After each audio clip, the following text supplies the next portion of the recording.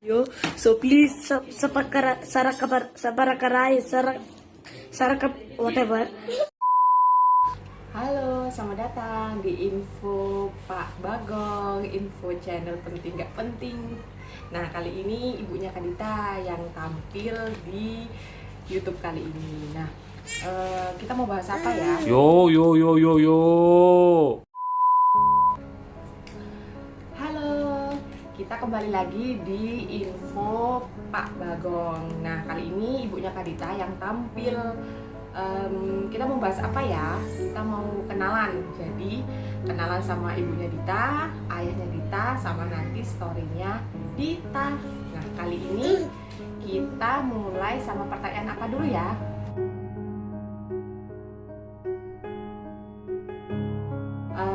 Kenal sama ayahnya Dita itu tahun 2007 ya kalau nggak salah ya. 2007. Ya, 2007 dari aku kuliah, kenalan sama ayahnya Dita, terus pacaran, kita nikah di tahun 2013.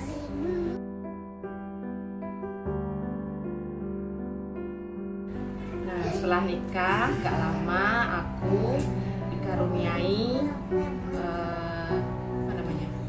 Nak. Anak, ya belum lah. Oh. Hamil berapa Ya, bulan tuh? hamil 1 bulan, tapi nggak lama liburan karena aku terlalu capek. Nah, setelah hamil itu aku itu dapat Dita itu jarak 6 tahun, lumayan lama ya. Jadi buat teman-teman yang merasa kok aku nggak dikasih keturunan ya, itu sabar, itu nanti pasti dikasih sesuai dengan porsinya kalian. Jadi ditungguin aja, berusaha terus nikmatin aja waktunya. Kalau itu akhirnya kalian disuruh pacaran dulu gitu.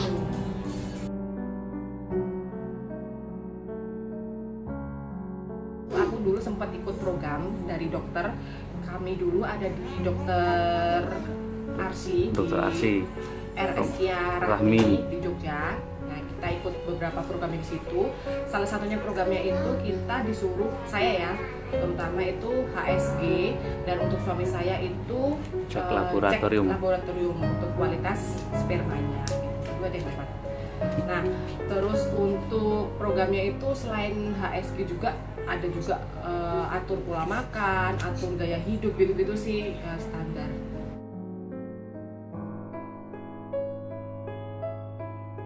Nah, untuk story lahirannya Dita itu, Dita lahir secara normal. Tapi waktu itu aku disuntik pacu, jadi awas. Geser. Jadi waktu itu aku disuntik pacu, ditawarin kan karena memang kontraksinya itu nggak nambah-nambah. Tapi waktu itu aku memang nggak tahu karena kan memang hamil anak pertama ya. Pikirku ya suntik pacu biasa lah, tapi ternyata sakitnya luar biasa. Jadi ditambahin dosisnya gitu loh setiap berapa menit sekali, tapi nggak lama terus Dita brojol deh.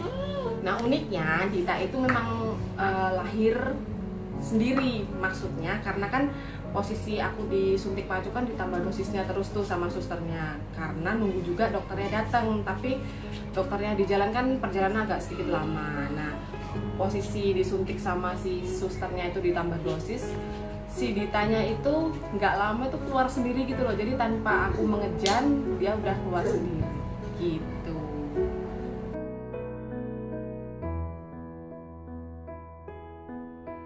Terus kenapa aku kasih nama anak itu Kadita? Jadi sebelum hamil itu memang aku sama suamiku itu senang banget sama game online namanya Mobile Legends. Dulu kan booming banget ya. Nah, aku tuh seneng setiap malam, hampir tiap hari, tiap malam sebelum hamil itu selalu main si game ini gitu. Nah, suamiku itu langsung nyeletuk, besok kalau punya anak kasih nama Kadita ya, kayaknya lucu juga. Ternyata selain storynya kita memang seneng game itu, menurut Jawa Sanskerta ya? Ya, nama Jawa. Itu ada artinya juga. Jadi artinya nama Kadita itu, Yo. sebentar, ibu jelasin dulu ya. Udah. Lanjut.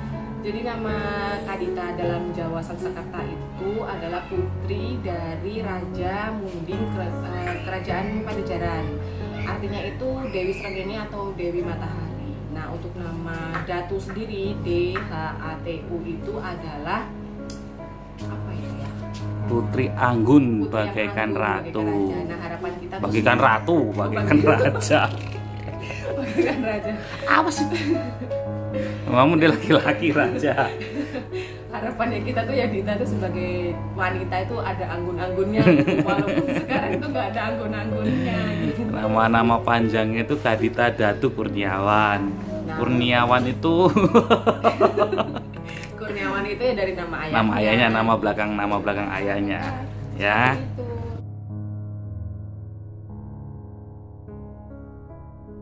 Setelah menikah itu perbedaannya apa? Setelah punya anak itu perbedaannya apa? Banyak sih, terutama setelah punya anak. Jadi kita yang biasanya nongkrong-nongkrong, terus sering keluar kemana-mana, terus sering beli apa-apa, maksudnya hal-hal yang nggak penting-penting kita beli itu kayak nggak dipikirin gitu. Tapi setelah punya anak itu jauh lebih mikir gitu, mau keluar gitu, nanti anakku ngantuk gimana, nanti anakku belum makan gimana, terus dalam hal beli-beli, jajan-jajan gitu, kita bisa lebih ngerem sih, terutama kalau kita punya anak. Karena kan punya anak kan otomatis ada biaya imunisasi, terus dia per bulannya, pampersnya gitu-gitulah. Terutama lebih ke kita sih emosionalnya. Jadi sebelum hamil, sebelum nikah itu kan otomatis emosinya kan ngikutin, ya namanya anak muda ya, mungkin lebih ngikutin ego gitu. Tapi setelah punya anak, setelah punya suami, punya istri itu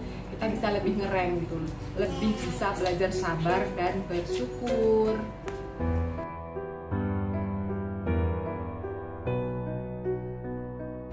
Nah, untuk Dita selain ya di rumah, dia sering kebanyakan di rumah sih, tapi memang kita seminggu sekali itu ngajak dia keluar jalan-jalan biar nggak bosen gitu. Karena kita dewasa aja di rumah terus kan bosen, apalagi anak-anak kan.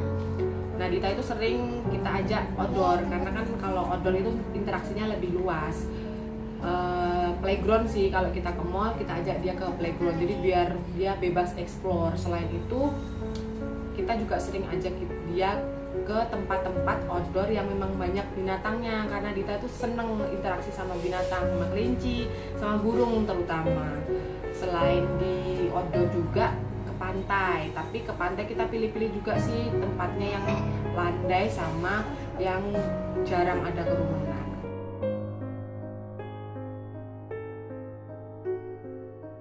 Nah, untuk 6 bulan pertama itu kan bayi hanya minum ASI eksklusif. Nah, 6 bulan setelahnya itu ada tahap empasi, makanan pendamping ASI gitu. Nah, itu banyak tantangannya loh Bun. Jadi ada beberapa tantangan Dita itu. Kalau awal itu memang aku kombinasi ya antara homemade sama bubur fortifikasi. Kalau dokternya Dita sih nggak apa-apa sih dikombin sama bubur fortifikasi, karena gizi yang ada di bubur fortifikasi itu sebenarnya sudah lengkap dan sudah ditakar sedemikian rupa.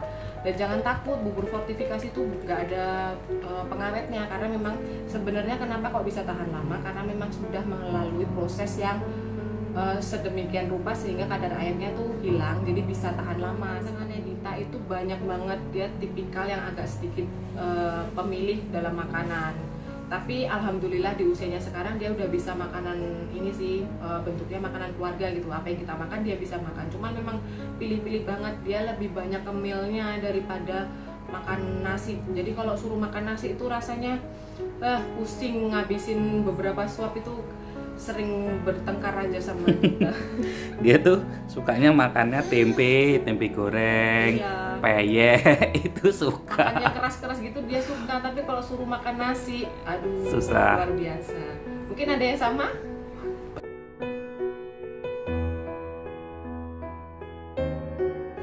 Oh ya, si Kadita ini itu adalah cucu pertama dari suamiku, keluarga suamiku. Jadi dari keluarga suamiku tuh cucu-cucunya itu cowok semua. Nah, si Kadita ini adalah cewek pertama dan dapatnya itu 6 tahun loh. Jadi memang lama dari nanti gitu. Terus suamiku itu orang Sumatera, tapi dia itu sebenarnya keturunan orang Jawa. Cuman apa namanya? Apa? Oh, Nek kalau kakek itu lahirnya di Bantul di Jogja, tapi dia tuh merantau ke Sumatera. Orang perantauan. Orang perantauan. Yang memilih pindah ke sana. Apa sih? Nah kalau dari pihakku itu semua cewek. Dari si Dita ini cucu cewek dari Cucu pertama. ibu, dan itu cucu pertama. Karena kan aku anak pertama ya dari ibuku. Kami 2 bersaudara.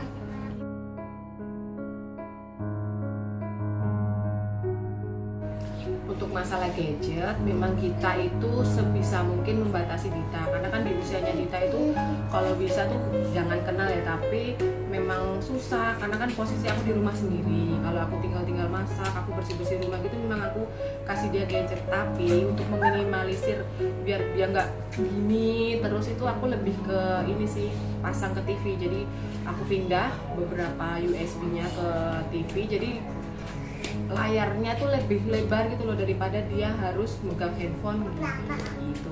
Terus beberapa kartun favoritnya Dita itu ya sama sih mungkin sama teman bayi-bayi setaranya Dita, kayak Cocomelon, terus Pinkfong, terus Super Jojo. Chocobas, Super Jojo, sampai hafal kan ibu.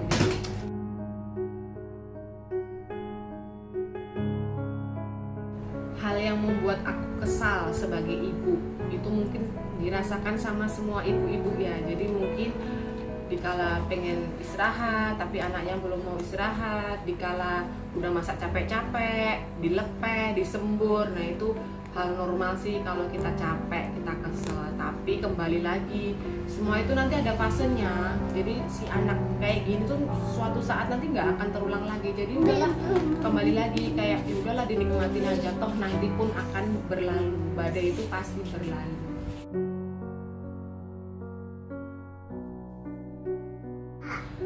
Hal yang membuat aku ngerasa sedih pasti kalau habis marahin Dita. Jadi kalau capek itu memang aku tuh nggak bisa nggak teriak, nggak bisa, tapi sebisa mungkin jangan main tangan ya, lebih baik ke vokal aja sih. Jadi Dita, tapi habis itu terus dia aku peluk, tapi minimal dia tahu kalau kayak gitu tuh salah, jangan dilakuin. Terus habis itu aku peluk biar dia ngerasa oh ini berarti aku salah, tapi ibu sayang sama aku gitu.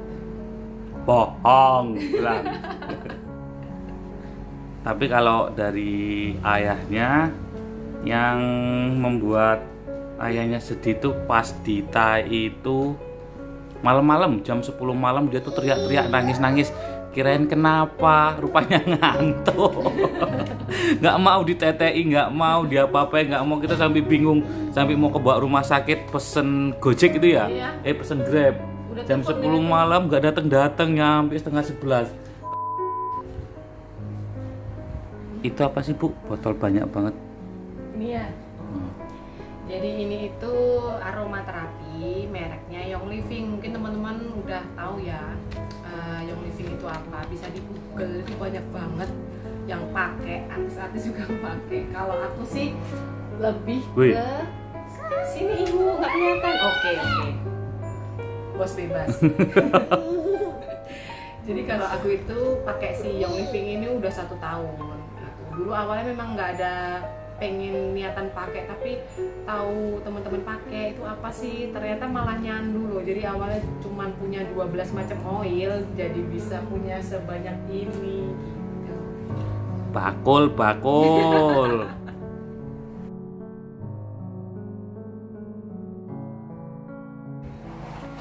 Nah, kita udah ada di akhir. Pesan-pesan aku sih buat teman-teman yang momongan, yang belum menikah, itu intinya sabar. Itu pasti nanti suatu saat tuh sama Allah tuh tetap akan dikasih jalannya gitu. Kita juga nunggu kita tuh nggak sebentar gitu, dari proses pacaran sampai hamil kita 6 tahun gitu juga lama. Terus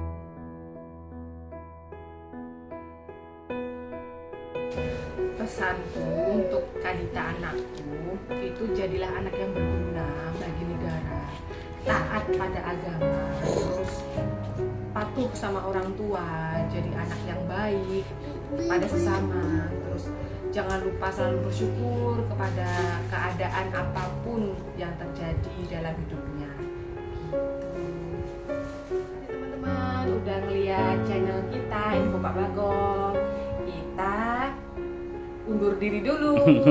Sampai ketemu di vlog selanjutnya. Dadah.